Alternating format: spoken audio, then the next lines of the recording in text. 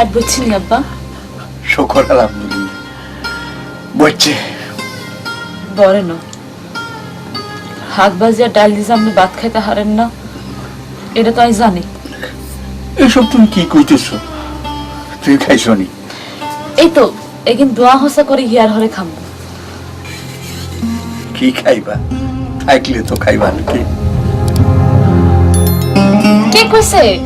I আলে বাড়ি থইছি, এগিন দোয়া হসা করে যামু, হিয়ার হরে শান্তি মতো যাই বই খাইয়াম। আরে বউ, তুই আসো বলেই তো আমি বাঁচি আছি। তুই না থাকলে আছে কি তো ঠান্ডায় সারে। আপনি এরম অলক্ষণে কথা কোন কিল্লাই আজকাল মোসেন কি কেমন যে হাতের উপর দিয়ে যাইতেছে এক আল্লাহ জানে। একবার শুনলাম মারধর করে হাতেরা, কাম করাই ঠিক মতো বেতনও দেয় না। 2 মাস হয়ে গেল কোনো খবর নাই, একটা ফোনও করে না। বেতনের চিন্তায় রাইতে বেলা ঘুমাইতাম হারি না। আসি আছে না মরে গেছে, কিছুই কইটা।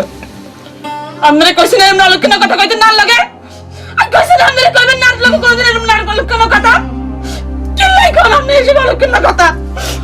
আমরা কি জান যাই পড়ে যাই, আমরা উদারে চালাইছন, আমরা যদি এরম কই নাই কার কাছে যাবো? অলক্ষণে কথা রাজি ভালো লাগে।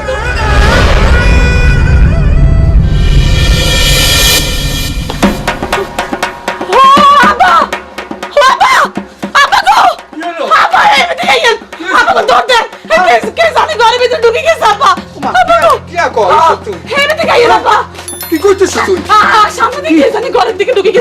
তুমি হাসা দেখছো নাকি? এই সময় চলে কোন কে করতে আসছে?